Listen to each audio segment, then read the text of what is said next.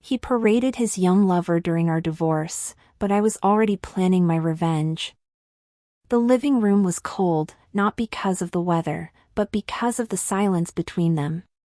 He stood there, casually throwing his tie over the back of a chair, while she remained seated, holding the divorce papers he had left carelessly on the kitchen counter. There was no apology, no hesitation. "You're not the woman I married anymore," he said, eyes fixed on his phone as if her pain didn't matter. "I need someone who matches my energy. Someone younger. You've let yourself go, and frankly, I'm tired of pretending." Those words echoed in her ears, louder than any argument they had in years.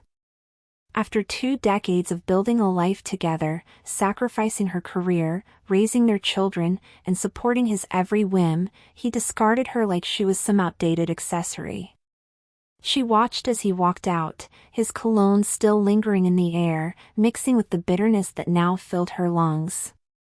On the hallway mirror, her reflection stared back at her, tired eyes, soft lines from laughter long forgotten, and hair that hadn't seen a stylist in months. He didn't just file for divorce. He replaced her. And not quietly. His new lover, barely out of college, was now the centerpiece of his social media feeds. Dinners, vacations, luxury weekends, they flaunted their affair like a new brand launch. She had become invisible. But beneath the humiliation and abandonment, something stirred in her. A fire, slow and deep, beginning to burn. It was supposed to be a simple family gathering.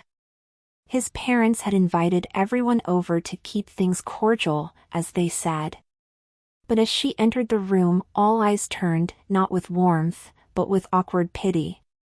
And then they saw him, laughing at the table, arm wrapped around the young woman who used to be his assistant.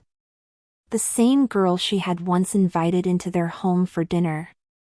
"Oh, you actually came," the girl chuckled, looking her up and down. "How brave of you." Her ex-husband didn't even flinch. "She insisted on attending," he said, casually sipping wine. "But we've all moved on, haven't we?" As laughter followed, something in her cracked. Not a sob, not a shout, just a quiet shift. She sat down, silent, enduring every veiled insult, every whispered comment. "She aged so fast," someone muttered. "I guess some people aren't built for longevity." Even the children seemed uncomfortable, unsure of who to support. She smiled politely, her hands trembling beneath the table. What none of them knew was that she had already started keeping notes. Every moment, every insult, every display of cruelty, it was all being stored, not for vengeance, but for clarity. The clarity that would soon shape her next move. At night, she lay awake, staring at the ceiling, the silence pressing against her like a weight. She thought back to the early years, the nights she stayed up sewing Halloween costumes, the mornings she made breakfast before he left for meetings. She had given everything, her time, her youth, her ambition. Once an honors graduate with dreams of opening her own design firm, she had put it all aside when their first child came along. He said they couldn't afford a nanny, and she agreed, thinking it was love. But now, with every memory replaying in her mind, she realized it had been convenience for him, not devotion. She remembered how she used to sketch at night, just for herself, while he snored beside her. The designs were raw, full of emotion, but they were never shown to anyone. "This is just a hobby," he once said, brushing aside her notebook with his sleeve. She had laughed it off then. Now it burned. That laughter had been the start of her silencing. All the moments she bit her tongue, all the times she prioritized his career, they weren't sacrifices anymore, they were warnings ignored. But as she sat by the fireplace, flipping through her old sketchbooks, she didn't feel regret. She felt something else. The beginning of a comeback. The house felt unfamiliar now. Every corner whispered a version of her life that no longer existed. The kitchen still held the scent of meals she used to cook for a man who no longer sat at the head of the table. The bedroom remained untouched since the day he left, with drawers half empty and the mirror collecting dust. It was as though time had paused, leaving her to exist in a museum of a marriage that had died long before the divorce papers arrived. She spent days in her robe, barely eating, watching her phone light up with pictures of him and the girl, laughing, traveling, living. The ache was constant. But worse than the sadness was the shame. She couldn't face anyone. The neighbors offered empty smiles. Her friends, unsure of what to say, stopped calling. Her own children, busy with their lives, didn't see how their mother was unraveling behind polite messages. Once, she tried to go to the grocery store, only to overhear a conversation in the aisle. "She really let herself go," a woman whispered. "No wonder he left." That night, she collapsed on the bathroom floor, gripping the edges of the sink, tears running silently. It was her lowest point. But in that stillness, something else began to grow. She didn't know it yet, but she was starting to build a version of herself that no one could break again. It came on a Tuesday afternoon, buried among promotional emails and online receipts. The subject line read, "Long time, no see." She almost deleted it, assuming it was spam. But then she saw the name, Hannah, her roommate from college. They hadn't spoken in over a decade, but there it was, a simple message filled with warmth. "I've thought about you so often. I saw your name pop up on LinkedIn and couldn't resist reaching out. We're organizing a reunion for our class. Would love to see you again." For a moment, she hesitated. What would she say? What would they think of her now?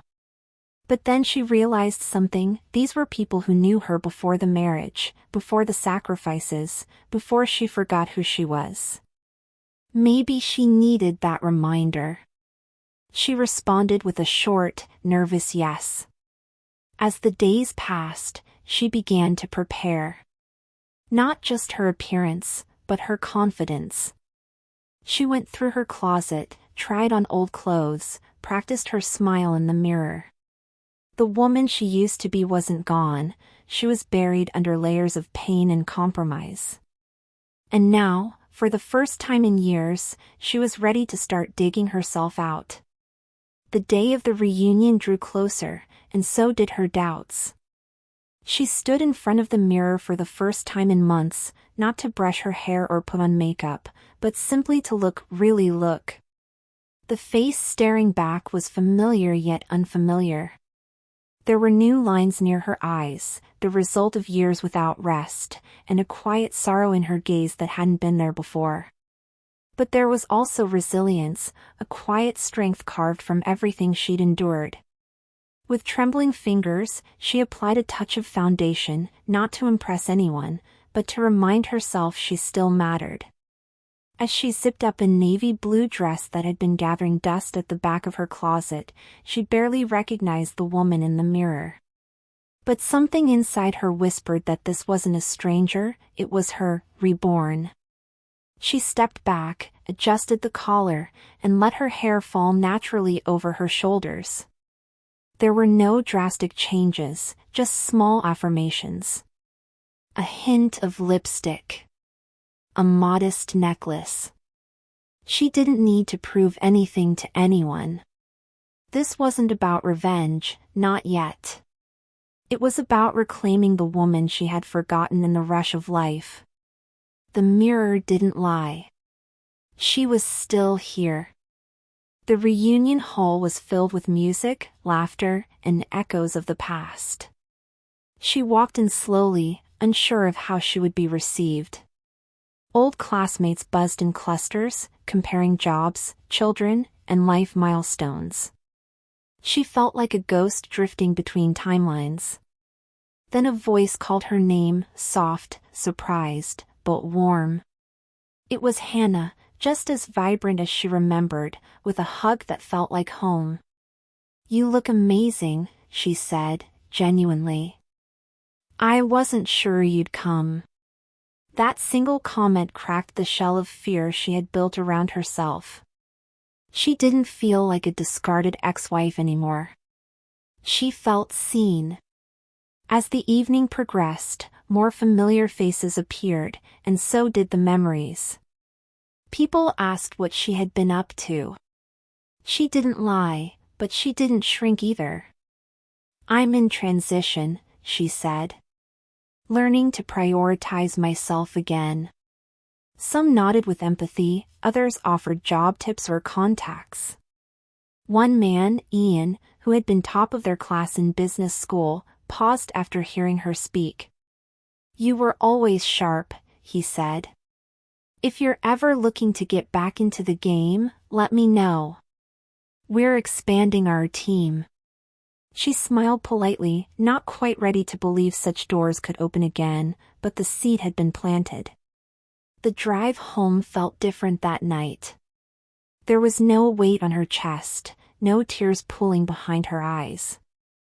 Instead, there was curiosity. Possibility. She thought of Ian's words, the way people had genuinely cared about her stories, not as an extension of her husband's shadow, but as someone whole. That feeling clung to her long after the engine turned off. She walked inside, slipped off her heels, and instead of collapsing into bed, she opened a notebook. It had been years since she sketched anything. Her hands trembled slightly as the pencil moved, but soon, the rhythm returned. Shapes, lines, color palettes, ideas, long buried, came rushing back like old friends. By the time the clock struck midnight, her kitchen table was covered in sketches. She stood over them, arms crossed, quietly satisfied. They weren't perfect, but they were hers. She felt something awaken, something that hadn't stirred since before the children were born, before she started answering to someone else's schedule. Maybe it wasn't too late. Maybe her story didn't end with betrayal. Maybe, just maybe, this was where it began. That night, she didn't cry. She didn't replay his words. She simply worked, and for the first time in years, she felt alive. A few days later, her phone buzzed with an unknown number. She hesitated before answering, only to hear Ian's voice on the other end. "I meant what I said," he began. "We're recruiting project consultants for a short-term creative strategy job. It's contract-based, but it could be a good way to test the waters again." Her heart jumped. Fear crept in almost immediately. What if she wasn't ready? What if she failed? But somewhere deeper, a flicker of boldness answered. "Send me the details," she said calmly, despite the storm building inside her. After hanging up, she sat in silence, staring at her phone, letting the reality of the moment settle. Later that night, she reviewed the project description, brand revamping for a boutique retail firm.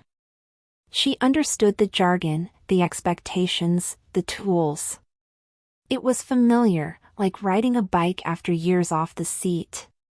She updated her resume, hesitant at first, then with purpose. Her fingers flew over the keyboard, not stopping for doubt. There were years of gaps she couldn't hide, but there were also decades of silent wisdom she could now voice. She submitted everything just before midnight. No grand speeches. No second-guessing. Just a quiet return to herself. Her first day on the job arrived with a mix of excitement and dread. She walked into the modern office dressed in confidence, nothing extravagant, just crisp lines and neutral tones that whispered quiet authority. But the stares began almost instantly. Most of the staff were half her age, buzzing with startup energy, typing loudly, talking fast. She heard a young voice murmur behind her, "Is she someone's mom?" followed by a chuckle. She didn't respond. Not with words, anyway. Instead, she sat down, pulled out her notes, and began preparing for the team meeting. It wasn't about proving herself to them. It was about proving something to the woman who had once forgotten her worth. The meeting was brisk. The manager introduced her with barely a glance.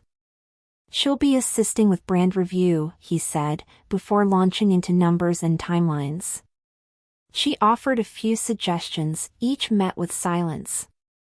At one point, a junior designer interrupted her mid-sentence. "We've tried that already," he said, dismissively. She nodded, jotted down her thoughts, and waited. She wasn't there to be liked. She was there to deliver. And if no one was ready to listen yet, that was fine. Because soon, they would have no choice.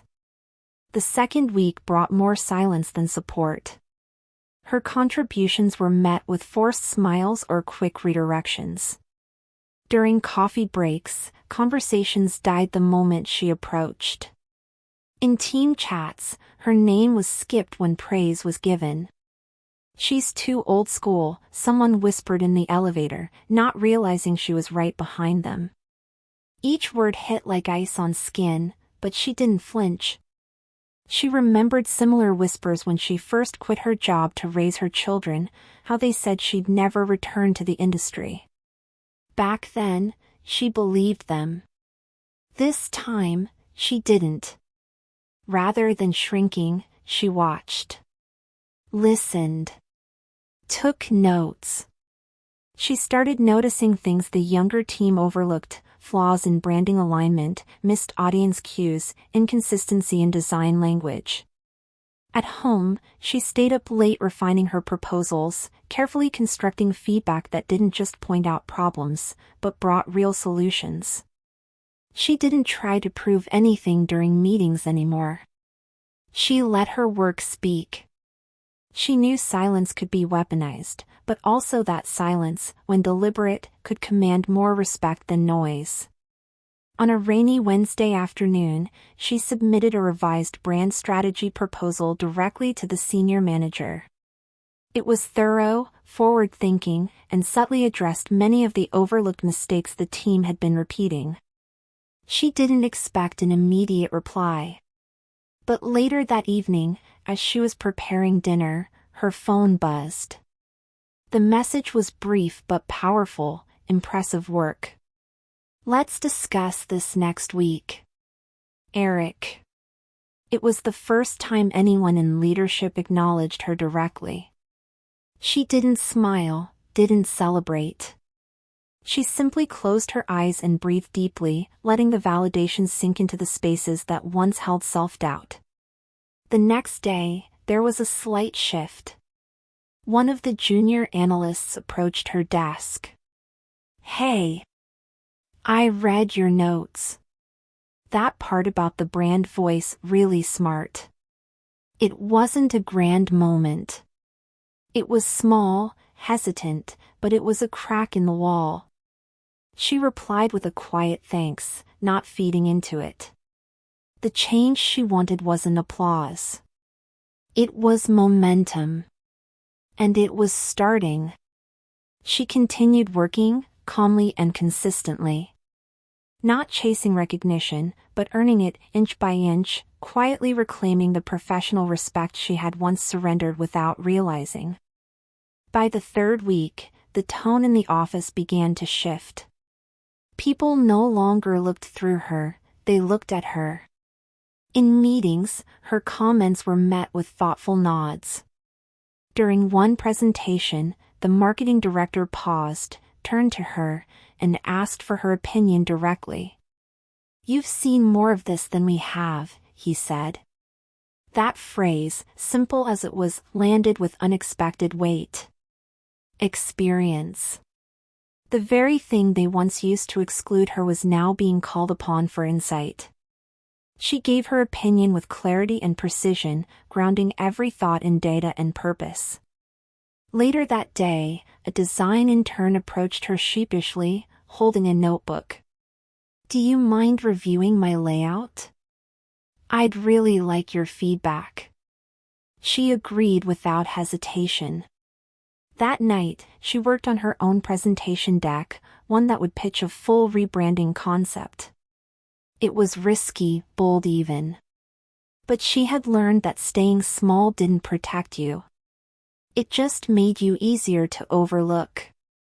This time, she would speak loudly, not with volume, but with value. Her phone rang the morning of her birthday, just as she was stirring sugar into her coffee. It was him.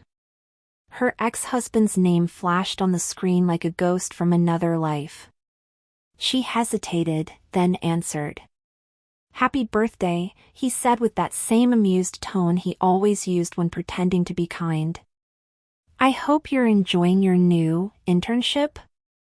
She didn't correct him.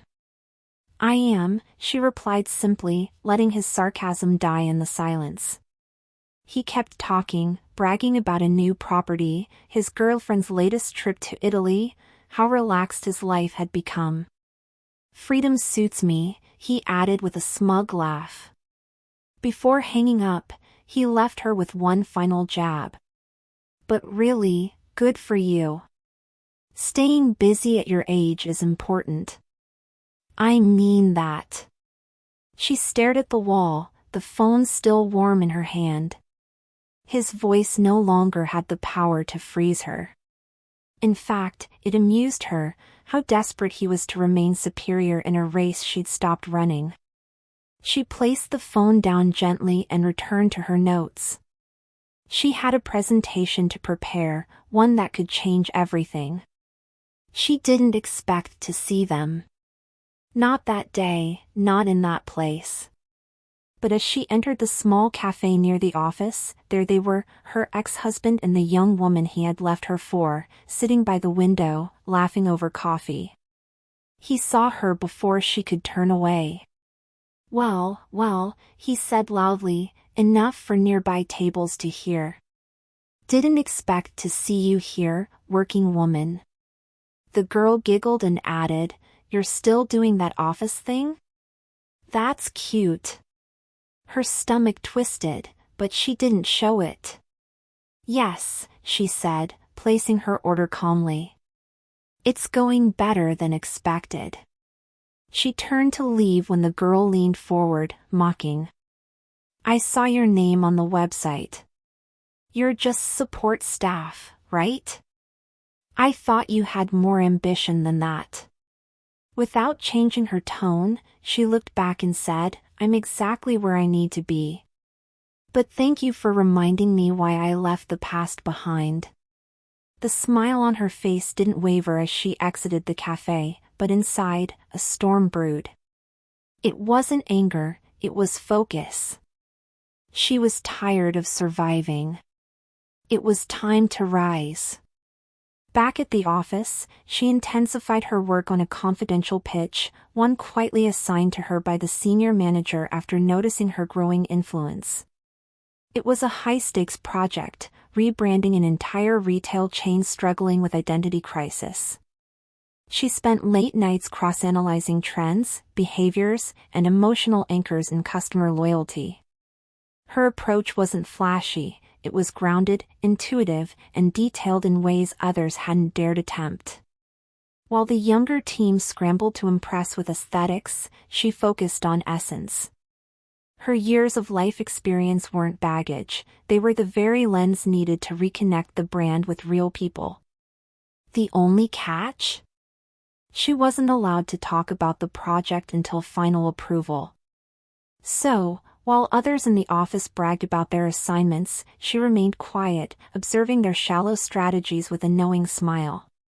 At home, her kitchen table turned into a war room, covered with mock-ups, mood boards, and handwritten notes. Every piece was crafted with care, every decision weighed with empathy. This wasn't just a project. It was a silent declaration that she was no longer invisible. She was building something that would make the world, and those who once dismissed her, take notice. Everything seemed to be flowing until she received an email with a list of names involved in the upcoming investor review. Her breath caught. One name stood out: Anthony Shaw. He was not just a lead investor, he was also the older brother of her ex-husband's girlfriend. Years ago, she had met him at a dinner party, where he had casually asked if she felt threatened by his sister's youth. The man was cold, calculated, and loyal only to appearances. Now, he'd be judging her pitch. She knew it wouldn't be fair. He wouldn't look at her work without bias. He wouldn't see a professional. He would see a discarded ex-wife. The day of the internal preview, Anthony entered the boardroom with that same half-smile she remembered. "Didn't expect to see a familiar face here," he said smoothly. "How's post-divorce life treating you?" The others in the room chuckled politely, unsure how to react. She simply replied, "Better than expected," and opened her presentation with quiet authority. For the next 30 minutes, she spoke with clarity, depth, and purpose. She didn't flinch once. She watched his smug grin tighten with every slide, as her proposal revealed insights the firm hadn't even considered. When it ended, there was a pause, heavy, uncertain. And then, polite applause. She had survived the first blow. The day after her presentation, something felt off. The junior designer, one of the louder voices in the office who had always dismissed her ideas, was suddenly called into the director's office. Hours later, he uploaded to the shared drive a revised proposal for the brand strategy. As she opened the file, her chest tightened. Slide after slide mirrored her own work, phrasing, diagrams, even the emotional pitch narrative. It was a shameless copy, only dressed in flashier visuals.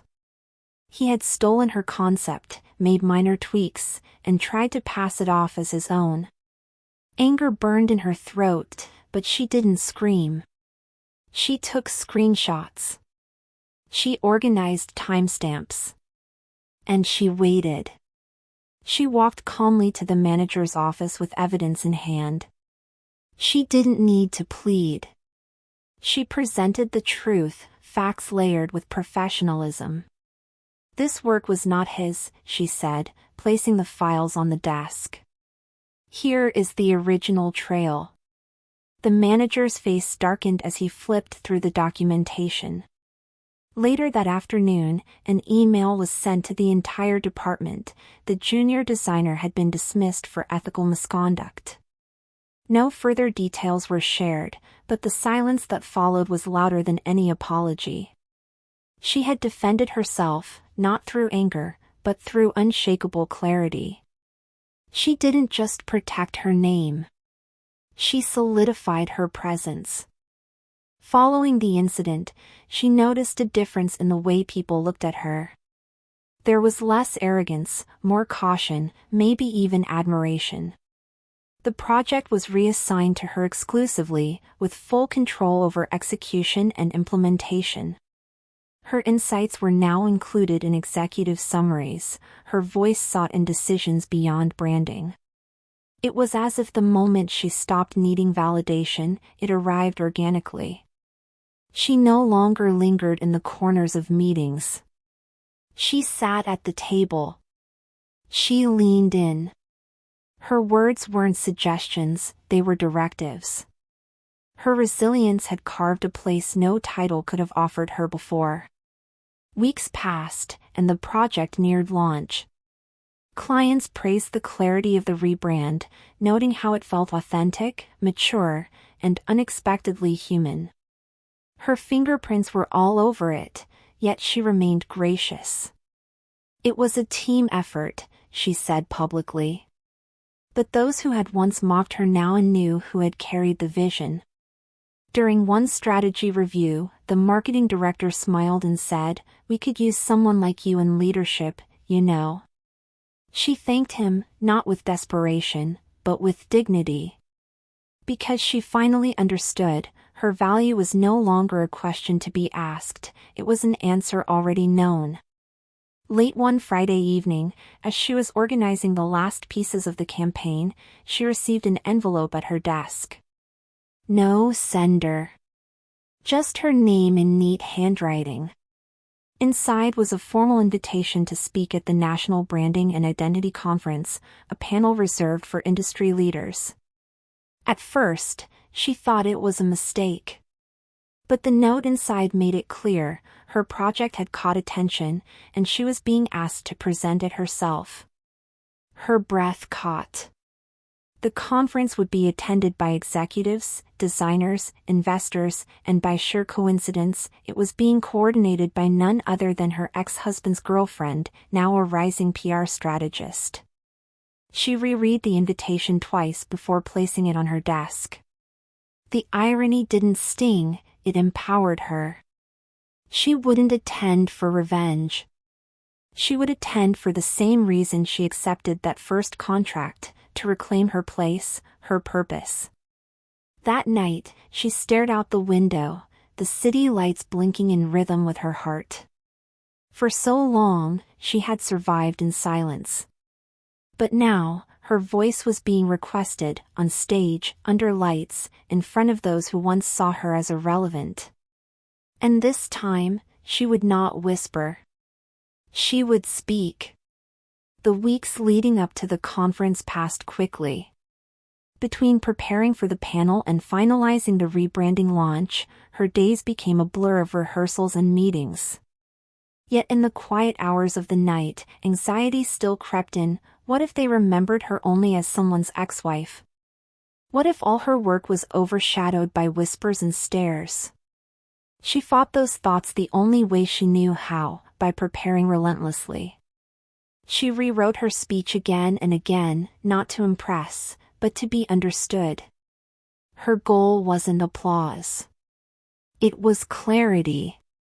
Her story didn't need embellishment. It needed truth. When the day arrived, she stood in front of the mirror again, not like the first time, when she was uncertain and fractured, but now with presence. The dress she wore was simple, elegant, and chosen for herself. No need for armor, no need to hide. Arriving at the conference, she walked past banners and displays featuring her face and name. It still felt surreal. But as she stepped backstage and looked out at the growing crowd, she reminded herself, this wasn't luck. It was earned through humiliation, heartbreak, and perseverance. She wasn't here by chance. She belonged. As she stepped onto the stage, her eyes immediately met a familiar pair, sitting in the front row, dressed in curated glamour, was the woman who had once mocked her at a cafe, now coordinator of the event. Their eyes locked just briefly, but in that single glance, she saw discomfort. The smugness that once colored the younger woman's expressions was gone, replaced by tension. The microphone hummed. The lights softened. And then, she began. Her words were not rehearsed lines but honest, powerful reflections, on being dismissed, on starting over, on rediscovering strength in the most unexpected places. But as her talk concluded and the moderator opened the floor for questions, the young woman stood. Some people say experience is just another word for being outdated, she said with a tight smile. How do you respond to that in such a fast-evolving industry? The crowd hushed. Her heart pounded, but she smiled. Experience isn't a weakness, it's a lens, she replied. It's what helps you see what trends miss. It's how you build things that last. And it's why I'm not here to follow noise, I'm here to create clarity. The applause that followed wasn't explosive, but it was steady and deeply earned. The younger woman sat down, her expression unreadable. After the panel, people lined up to speak with her. Some praised her insights. Others shared how they had experienced similar journeys, restart careers, second acts, silent climbs back from invisibility. One young woman nervously asked, "How do you keep going when no one takes you seriously?" She leaned in gently. "You don't wait to be taken seriously," she said. "You act seriously. Eventually, the world catches up." As the crowd thinned, a familiar figure approached. It was her ex-husband. He looked older now. Thinner. His once confident posture seemed forced, as if trying to reclaim something he had lost. "You were incredible up there," he said, eyes scanning her face. "I never imagined." "I mean, wow." She simply nodded. "Thank you." He hesitated, then added, "Things haven't exactly been easy lately." She looked at him, the man who once told her she was too old, too dull, too irrelevant. "I hope you find your balance again," she said calmly. And then she turned to leave. He stood there, watching her walk away, not because he wanted her back, but because, for the first time, he understood what he had given up. Not a housekeeper. Not a mother. But a woman who had become unbreakable. Days later, her phone buzzed with a request for an interview. One of the top business publications wanted to feature her story as part of a series on resilience and transformation. She hesitated, unsure if she was ready to lay her journey bare to the public. But after rereading the message, she accepted. The interview took place in a quiet cafe, far from the polished floors of conference centers. The journalist was young, curious, and surprisingly respectful. "What made you come back after everything?" he asked. She stirred her tea before answering. "Because silence stopped feeling like peace. It started feeling like erasure." The article published days later with the title, Rewritten, How a Woman Reclaimed Her Voice After Being Replaced. It wasn't dramatic. It wasn't cruel. It was honest. It spoke of the early pain, the slow rebuild, and the eventual rise, not as revenge, but as rebirth. And slowly, messages began pouring in. Women from across the country, in their 40s, 50s, and beyond, reached out. Some had given up careers. Others were fighting to be seen. Her story lit something in them, not because it was extraordinary, but because it was real. She wasn't a hero. She was proof that it was never too late to begin again. Opportunities came quickly after the article. Speaking events. Consulting roles. But one offer stood out, a position as co-founder in a new firm aimed at empowering professionals over 40 returning to the workforce. It was exactly the kind of purpose-driven mission she had once dreamed of. She accepted with quiet pride, knowing it wasn't a step forward, it was a leap into legacy. The office was modest, but filled with energy. Women who had been invisible for too long now sat at desks, laptops open, sharing ideas that had been buried for years. She watched them with a full heart. One afternoon, as she sat in her new glass-walled office, she received a letter from her son. A real, handwritten letter. "Mom," it began, "I never realized how strong you were. But now I see it. You've shown me what it means to rise after being pushed down. I'm proud of you. And I hope I grow into half the person you are." Tears filled her eyes, not from sadness, but from release. The girl who had once been replaced, humiliated, forgotten, she was gone. In her place stood a woman who had rebuilt herself, piece by piece, until she no longer needed to prove anything. She had arrived. The dinner table, once marked by silence and absence, now echoed with laughter. Her children, now grown, began visiting more often, seeking her wisdom not out of obligation, but out of genuine admiration.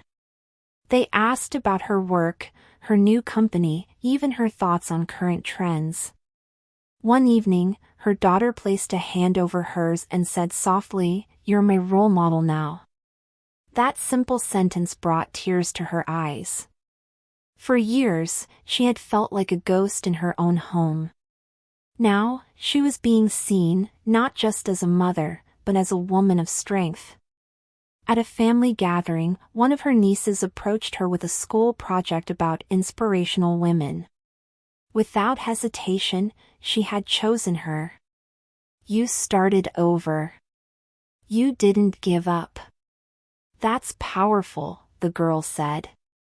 Surrounded by generations that had once overlooked her, she realized the greatest gift she had given wasn't just resilience, it was visibility.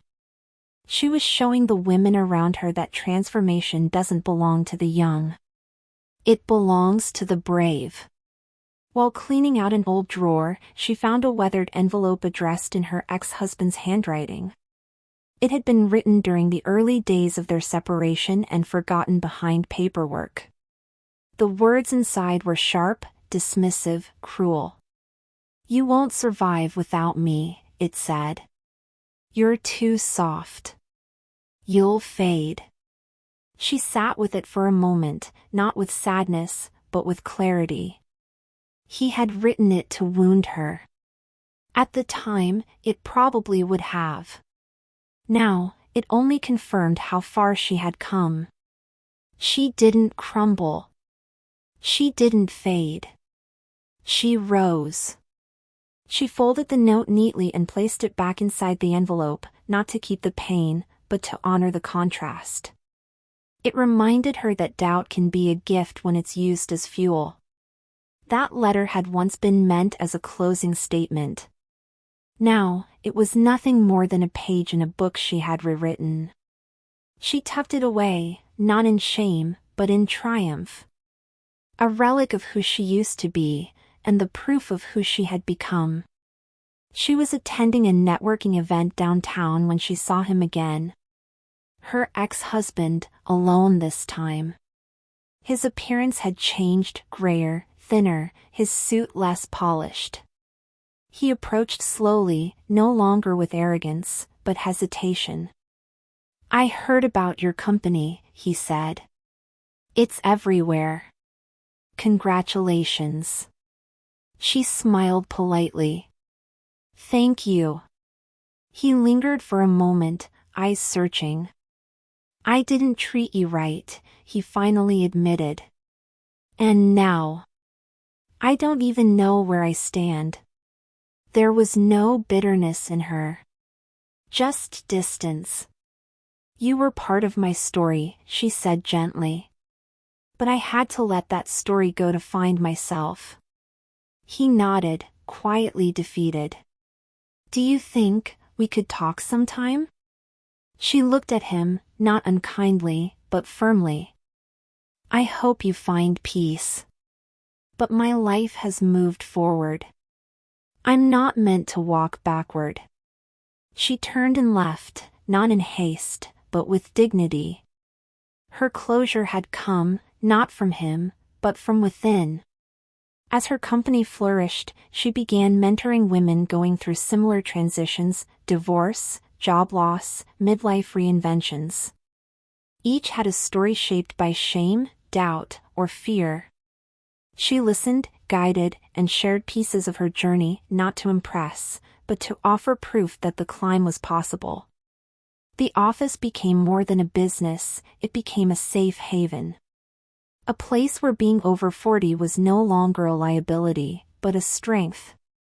She was invited to universities, panels, and think tanks to speak not only about branding, but about resilience. She always began the same way: "I wasn't always this woman. I had to lose everything I thought made me valuable to discover what really did." Those words struck something deep in her audiences. It wasn't the perfect life people needed to hear about. It was the imperfect journey, full of detours, loss, and the courage to start again, that truly moved hearts. Years later, she stood in her new office, now located in the heart of the city. The skyline stretched wide through the floor-to-ceiling windows. Her name was engraved on the door, not in gold, but in clean, simple lettering that mirrored her character, strong, understated, and steady. She watched a younger team pass through the hallway, some fresh out of school, others just finding their footing after years of being unseen. And in their faces, she saw herself. The version that had once been told she was too late, too old, too ordinary. She smiled, picked up a sketch from her desk, one of her early concepts, and framed it. Not because it was brilliant, but because it marked the moment she had chosen not to disappear. As she looked out over the city, her reflection caught in the glass, she felt no need for applause. She had nothing left to prove. The world hadn't handed her a comeback. She had built it, quietly, defiantly, beautifully.